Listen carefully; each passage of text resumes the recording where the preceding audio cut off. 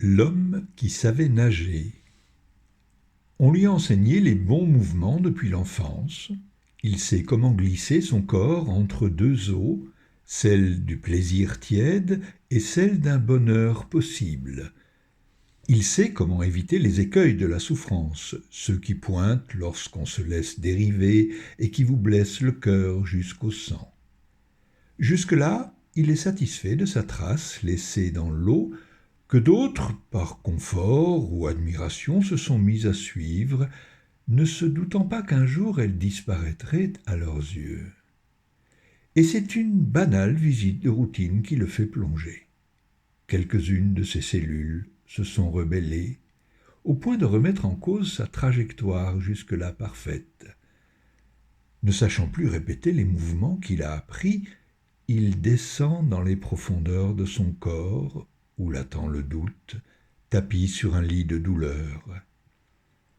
Il se sait avoir un corps qui jusque-là lui a obéi, mais il sent bien qu'il ne peut plus en disposer, il ne sait plus que faire avec ce corps qui prend l'eau. C'est alors qu'une voix traversant toutes ses chairs, pour parvenir à son entendement, lui fait comprendre qu'il n'a pas un corps, qu'il est un corps.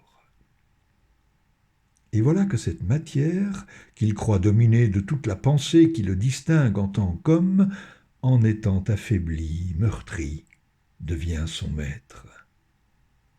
Il se met à l'écoute, tout vibre, tout murmure, il entend chaque cellule prier avec son âme propre, et la prière de tout ensemble devient offrande. Comme elles aspirent à la clarté, son corps s'élève. La lumière, à la surface, l'atteint à nouveau, le transforme, et avec elle, une conscience nouvelle le pénètre. Il comprend que les gestes du passé sont inutiles, qu'il n'a plus besoin de maintenir un cap coûte que coûte, car son corps, devenu lui, nage désormais dans la joie.